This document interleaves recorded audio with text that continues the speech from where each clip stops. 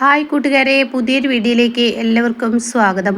അങ്ങനെ വിഷ്ണുവിൻ്റെ ഷർട്ട് ഷാലിനി ഇടുകയാണ് കേട്ടോ. അങ്ങനെ തൻ്റെ മനസ്സിലുള്ള ടെൻഷൻ എല്ലാം ആ ഷർട്ടിൽ അങ്ങ് ഇടുമ്പോൾ ഷാലിനിക്ക് ആശ്വാസം കിട്ടുകയാണ് കേട്ടോ. അങ്ങനെ ആ ഷർട്ടിനെ ഒരു ഉമ്മയ്ക്ക് കൊടുത്ത് തൻ്റെ വിഷ്ണുവേട്ടനെ ഉമ്മ വെക്കുന്നത് പോലെ ആ ഒരു ഫീല് ഷാലിനിക്ക് കിട്ടിയതിന് ശേഷം ഷാലിനി തിരിഞ്ഞു നോക്കുമ്പോൾ വിഷ്ണു ബാത്റൂമിൽ നിന്ന് വരുന്ന ആ ഒരു രംഗമായിരിക്കൂട്ടാ.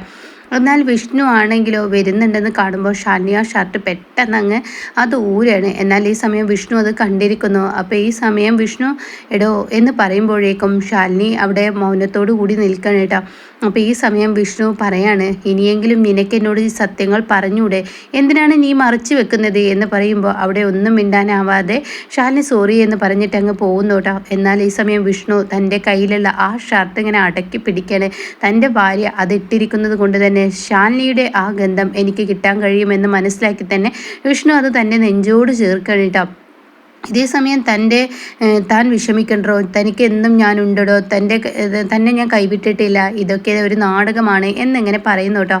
ഇതേ സമയം പൊന്നിയെ ഇങ്ങനെ കാര്യങ്ങൾ ഇങ്ങനെ നീക്കാൻ വേണ്ടിയിട്ട് പൊന്നിയെ ആ റൂമിലോട്ട് പറഞ്ഞയച്ചിരിക്കുകയാണ്. അങ്ങനെ പൊന്നി ചെല്ലുകയാണ്. പൊന്നി ചെന്നിട്ട് റൂമും കാര്യങ്ങളൊക്കെ ഇങ്ങനെ ചെക്ക് ചെയ്തുകൊണ്ടിരിക്കുകയാണ്. അപ്പോഴാണ് കാർത്തിക ഇങ്ങോട്ടേക്ക് വരുന്നത്. എന്താ നിങ്ങൾ കാണിക്കുന്നത് എന്നിങ്ങനെ കാർത്തിക ചോദിക്കുകയാണ്. അപ്പോഴേക്കും പൊന്നി പറയാണ്, ഈ റൂമൊക്കെ ഒന്ന് തൂത്തു വരാൻ വന്നതാണ്, നിങ്ങളോട് ഞാൻ പറഞ്ഞു ഈ റൂം തൂത്തു വരാൻ. അങ്ങനെയല്ലല്ലോ, ഈ വീട്ടിലെ എല്ലാ വേലകളും എനിക്കാണല്ലോ, അതുകൊണ്ട് തന്നെ എനിക്ക് കുഞ്ഞെ ഈ വീടൊക്കെ ഒന്ന് വൃത്തിയാക്കണം എന്ന് പറയുമ്പോൾ മര്യാദക്ക് പോകുന്നുണ്ടോ എന്ന് പറയാനിട്ടാ. ഇതേ സമയം ഉടൻ തന്നെ പൊന്നി അവിടെ നിന്നും ക്ഷാമയുടെ അരികിലോട്ട് പോവാണ്. അപ്പോൾ ക്ഷാമയോട് കാര്യങ്ങൾ ചെന്നൊക്കെ പറയാണ്. കാരണം ക്ഷാമ അതൊരു അഭിനയമാണെന്ന് ഏകദേശം കാർത്തികയ്ക്ക് മനസ്സിലായിട്ടോ. കാരണം ക്ഷാമ പറഞ്ഞു വിട്ടതാണ് ആ റൂം മൊത്തത്തിൽ ഒന്ന് പരിശോധിക്കാൻ എന്നുള്ളത് മനസ്സിലായിരിക്കുന്നു കേട്ടോ.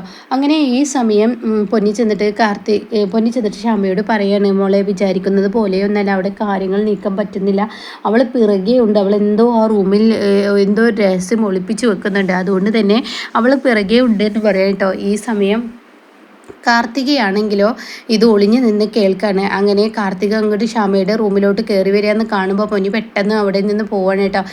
എന്നിട്ട് പൊന്നി പോയി എന്ന് കാണുന്ന ഉടൻ തന്നെ ക്ഷാമയുടെ അരികിൽ കാർത്തിക വന്നിട്ട്, എടി നീ ഇങ്ങോട്ടേക്ക് നിൻ്റെ കുഞ്ഞച്ചി എന്ന് പറയുന്ന അവരെ കൊണ്ടുവന്നിരിക്കുന്നത് എന്തിനാണെന്ന് എനിക്ക് മനസ്സിലായടി, നീ പറഞ്ഞിട്ടില്ലടി പൊന്നി എൻ്റെ റൂമിലോട്ട് വന്നത്. അത് കേൾക്കുന്ന ക്ഷാമ ഒന്നും മിണ്ടുന്നില്ല കേട്ടോ. തനിക്ക് ശബ്ദിക്കാനും തനിക്ക് ചലിക്കാനും കഴിയാത്തതുപോലെ തന്നെ ക്ഷാമ ആ അഭിനയം തുടരാണ്. ഇത് കണ്ട ഉടൻ തന്നെ അവിടെ കാർത്തിക പറയണം, മര്യാദക്ക് പറയടി, നീ പറഞ്ഞിട്ടല്ലേ പൊന്നി എൻ്റെ അടുത്തോട്ട് വന്നത്, നീ അതിന് മറുപടി പറയുന്നുണ്ടോ, നീ പറഞ്ഞിട്ടല്ലേ പൊന്നി എൻ്റെ റൂമിലോട്ട് വന്നത്, നീ എന്താടി വിചാരിച്ചിരിക്കുന്നത്, നീ വിചാരിച്ചത് ശരി തന്നെയാടി, ഞാനടി കേക്കിൽ മരുന്ന് വെച്ച് തന്നത്, നിന്നെയോ നിൻ്റെ ശാലിനിയോ ആരെങ്കിലും കൊല്ലാൻ വേണ്ടി തന്നെയാടി ഞാനത് ചെയ്തത് എന്നിങ്ങനെ കാർത്തിക പറയാനേട്ടാ. ഇതേ സമയം കാർത്തിക അത് പറയുമ്പോഴും ഒരക്ഷരം ക്ഷമ മിണ്ടുന്നില്ല. അപ്പോൾ ക്ഷമ ശബ്ദിക്കുന്നില്ലെന്ന് കാണുമ്പോൾ കാർത്തിക, ഇത് നിൻ്റെ അഭിനയമാണെന്നും നീ എൻ്റെ പിറകിലുള്ള രഹസ്യം കണ്ടെത്താനാണ് നീ കുഞ്ഞേച്ചിയെ ഇങ്ങോട്ടേക്ക് കൊണ്ടുവന്നതും ശാലിനിയെ കൊണ്ടുവന്നതും എന്നൊക്കെ എനിക്കറിയാം, എന്നാൽ നിന്നെ ഇവിടെ നിന്ന് എണീപ്പിക്കാൻ ഇന്ന് ഞാൻ കഴിയുമെന്ന് നോക്കട്ടെ എന്ന് പറഞ്ഞ് കത്തിയെടുക്കണം കേട്ടോ. അങ്ങനെ ഈ സമയം ക്ഷമ നന്നായി പേടിക്കുന്നുണ്ട്. ഈശ്വര, ഇവളെന്നെ കുത്തുവാണാവോ, ഇവളതും ചെയ്യും അതിലപ്പുറം ചെയ്യും, കാരണം കേക്കിൽ വിഷം വെച്ചവൾക്ക് ഇനിയിപ്പോൾ കത്തി കൊണ്ട് കുത്താനും മടിയില്ല. അതുകൊണ്ട് തന്നെ സത്യാമ്മയുടെ പൊന്നോമനയായ മരുമകളായതുകൊണ്ട് തന്നെ അവളെ കുറ്റപ്പെടുത്താനും സത്യാമ്മ സമ്മതിക്കില്ല. അതുകൊണ്ട് തന്നെ ഇനിയിപ്പോൾ എന്താ ചെയ്യുക എന്നൊക്കെ ഇങ്ങനെ പേടിച്ച് പറിച്ച് നിൽക്കുമ്പോൾ, നീ തീർന്നോ, നീ തീരണം, കാരണം എന്നെക്കുറിച്ചുള്ള സത്യങ്ങൾ ഒരേ ഒരാൾ നീയാണ് മനസ്സിലാക്കിയിരിക്കുന്നത്, അതുകൊണ്ട് നീ ഇനി ഈ ഭൂമിയിൽ വേണ്ടെന്ന് പറഞ്ഞിട്ട് കത്തിയെടുത്ത് ഇങ്ങനെ കുത്താൻ ശ്രമിക്കുന്ന സമയത്ത് അങ്ങോട്ടേക്ക് ശാലിനി കടന്നു വരികയാണ് കേട്ടോ. ശാലിനി വിഷ്ണുവിൻ്റെ അരികിൽ നിന്ന് വരുമ്പോൾ കാണുന്ന കാഴ്ച ഇതായിരിക്കും. അങ്ങനെ ശാലിനി ഈ പറയുന്ന കാര്യങ്ങളൊക്കെ കേൾക്കണം. ഇതേ സമയം കാർത്തികയുടെ കയ്യിൽ നിന്നും ആ കത്തി ഒരൊറ്റ തട്ടങ്ങ് തട്ടിയതിന് ശേഷം ശാലിനി എന്ത് ചെയ്യുന്നു, കാർത്തികയുടെ കരണം നോക്കി അങ്ങ് പുകകണിട്ട കരണം നോക്കി ഒന്നങ്ങ് അടിക്കുന്നു. ശരിക്കും ഇത് ക്ഷാമ എണീറ്റ് നടന്ന് ക്ഷാമ പോകുന്നുണ്ട്. അപ്പോഴാണ് ഇങ്ങനെയൊക്കെ ചെയ്യുന്നത് റീമേക്കിൽ. എന്നാൽ ക്ഷാമ ഇപ്പോഴും എണീറ്റിട്ടില്ല കേട്ടോ. ഈ സമയം കാർത്തിക കത്തി കൊണ്ട് ഷാമിയെ അങ്ങ് കുത്തുന്ന സമയത്താണ് ഷാലിനി അങ്ങോട്ടേക്ക് കടന്നു വരുന്നത്. ഷാലിനി ആ കത്തി ഒരൊറ്റ തട്ടങ്ങ് തട്ടുമ്പോൾ താൻ കാണുന്ന കാഴ്ച കാർത്തിക ശാലിനി ആയിരിക്കും കേട്ടോ. ഷാലിനിയെ കാണുന്ന കാർത്തിക ആകെ പേടിച്ച് വിറക്കുമ്പോൾ ഷാമ, എടി എന്നെ രക്ഷിക്കാൻ എനിക്ക് എപ്പോഴും ഒരു കവചമായി എൻ്റെ കുഞ്ഞേച്ചി ഉണ്ടടി. എൻ്റെ കുഞ്ഞേച്ചി ഉള്ളിടത്തോളം എനിക്ക് യാതൊരു പേടിയില്ലടി. അതുകൊണ്ട് തന്നെയാടി എൻ്റെ കുഞ്ഞേച്ചിയെ ഞാൻ ഈ വീട്ടിലോട്ട് കൊണ്ടുവന്നത്. ഞാൻ ഇവിടെ അഭിനയിച്ച് കിടക്കുന്നുണ്ടെങ്കിൽ എൻ്റെ കുഞ്ഞേച്ചി ഇവിടെ എനിക്ക് രക്ഷാകവചമായി ഉണ്ടാവുമെന്ന് പറയുന്നത് കേട്ടോ. ഇതേ സമയം മനസ്സിലാണ് ഇതൊക്കെ പറയുന്നത്. ഇതേ സമയം ശാലിനി കാർത്തിക ഒരൊറ്റ അടി അങ്ങ് കാരണം നോക്കി അടിച്ചിട്ട് നീ എന്തടി കാണിക്കുന്നത് എന്നിങ്ങനെ ചോദിക്കുമ്പോൾ കാർത്തിക ആകെ പേടിച്ച് വിറച്ച് പോവാണ് കേട്ടോ. കാർത്തിക തനിക്ക് എന്ത് മറുപടിയാണ് അവിടെ നൽകാൻ കഴിയാതെ കാർത്തിക ഇങ്ങനെ നിൽക്കണം കേട്ടോ. ഇതേ സമയം അത് എന്തിനാടി നീ എൻ്റെ ക്ഷാമയെ ഇപ്പോൾ കുത്താൻ നോക്കിയത്? പറയടി, നീ എന്തിനാടി ഇങ്ങോട്ടേക്ക് വന്നത്? നീ ആ മധുശ്രീക്ക് കൂട്ടാണ് എന്ന് എനിക്കറിയാം. മര്യാദക്ക് സത്യങ്ങൾ ഇനി തുറന്നു പറഞ്ഞോ. ഇനി നിനക്ക് എന്നിൽ നിന്നും ഒരു ഇതില്ല. നീ മര്യാദക്ക് പറ എന്നൊക്കെ പറഞ്ഞിട്ട് ഷാലിനി കാരണം നോക്കി തലങ്ങും വിലങ്ങും ഇട്ട് അടിക്കുമ്പോൾ അങ്ങോട്ടേക്ക് കാർത്തിക പറയണേ, എടി നീ എന്നെ അടിച്ചോ? എടി ശാലിനി, ഇന്നേ വരെ നീ എനിക്ക് ശത്രു ആയിരുന്നില്ല, എന്നാൽ ഇന്ന് മുതൽ എനിക്ക് ശത്രുവാണ്. നീ എന്തിനടി എന്നെ അടിച്ചത്? അത് കേൾക്കുന്ന ശാലിനി പറയണേ, നീ എന്തിനടി എൻ്റെ ക്ഷാമയെ കുത്തിയത്? മര്യാദക്ക് സത്യം പറ. അങ്ങനെ അവരുടെ വഴക്ക് കേട്ട് സത്യഭാമ അങ്ങോട്ടേക്ക് കടന്നു വരികയാണ്. അപ്പോൾ എന്താ ഇവിടെ പ്രശ്നം എന്ന് പറയുമ്പോൾ കാർത്തിക കരഞ്ഞും കൊണ്ട്, സത്യമേ ഇവളെന്നെ അടിച്ചു, എൻ്റെ കരണത്തൊട്ട് ഇവളടിച്ചു എന്ന് പറയുമ്പോൾ ശാലിനിയുടെ പിറകെ ഇങ്ങനെ വിഷ്ണു വന്നിട്ടുണ്ടാവും കേട്ടോ. കാരണം വിഷ്ണുവിന് മനസ്സിലായി ശാലിനിക്ക് തന്നോട് എന്തൊക്കെ പറയാനുണ്ട്. അവൾക്ക് അത്രയും മനസ്സിൽ വലിയൊരു കുമ്പാരം വെച്ചാണ് അവൾ നടക്കുന്നത് എന്നിങ്ങനെ വിഷ്ണുവിന് മനസ്സിലായിട്ടുള്ളത് കൊണ്ട് തന്നെ ഷാനിയുടെ പിറകെ വരികയാണ്. അപ്പോൾ സത്യാമ്മ ഇത് കാണുകയാണ്. സത്യാമ്മയുടെ പിറകെ വിഷ്ണു ഉണ്ട്. അങ്ങനെ സത്യാമ്മ ചോദിക്കുകയാണ്, എന്തിനാണ് നീ കാർത്തികയെ അടിച്ചത്?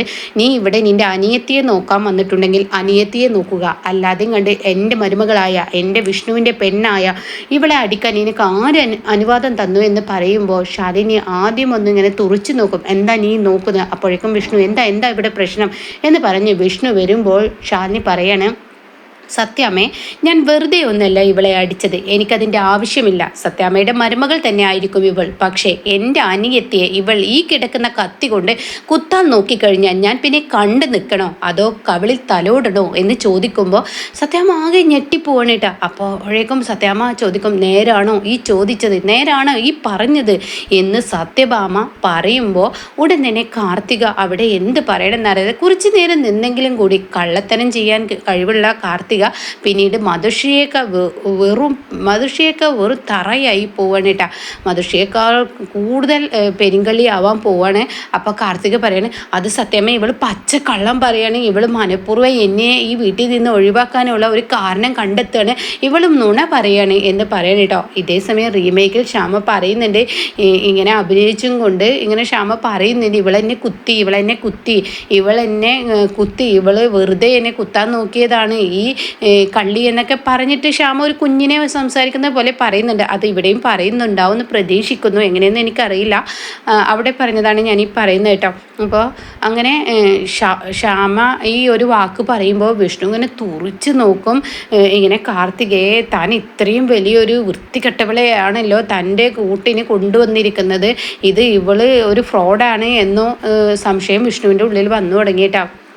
അപ്പോൾ സത്യാമ്മ ഇത് പറയുമ്പോൾ ഷാലിനി പറയാണ്, എനിക്ക് ഇത് ചെയ്തേ പറ്റുള്ളൂ, എൻ്റെ അനിയത്തിയെ രക്ഷിക്കാൻ ഞാനത് ചെയ്തു. അവൾ എന്തിനു ചെയ്തു എന്ന് സത്യാമ്മ തന്നെ ചോദിച്ചു നോക്ക്. സത്യാമ്മയുടെ മരുമകളല്ലേ, അവൾ ചോദിക്കുകയെന്ന് പറഞ്ഞിട്ട് ഷാലിനി അവിടെ നിന്നങ്ങ് പോവാണ് കേട്ടോ. ഇതേ സമയം സത്യാമ്മ കാർത്തിക ഇങ്ങനെ തുറച്ച് നോക്കുമ്പോൾ, ഈശ്വരാ ഞാൻ വിട്ടല്ലോ, അർഷനും എന്നെ വിട്ടു, എന്നാൽ ഇവിടെയും ഞാൻ പെരുങ്കള്ളിയായി, ഇനി ഞാൻ എന്ത് ചെയ്യും എന്നൊക്കെ ഇങ്ങനെ പറഞ്ഞ് കാർത്തിക മനസ്സുകൊണ്ട് ഉരുകുമ്പോൾ സത്യാമ്മ പറയണം, ഞാൻ നിന്നോട് ചോദിച്ചത് കേട്ടില്ലേ കാർത്തിക, നീ എന്തിനാണ് ഷാമയുടെ റൂമിനുള്ളിൽ വന്നത് എന്ന് പറയുമ്പോൾ സത്യാമ്മേ, അവൾ പറയുന്നത് അതെന്ന് സത്യാമ്മ വിശ്വസിക്കുകയാണോ? എല്ലാവരും എന്നെ കുറ്റക്കാരനെ ആക്കുകയാണ്.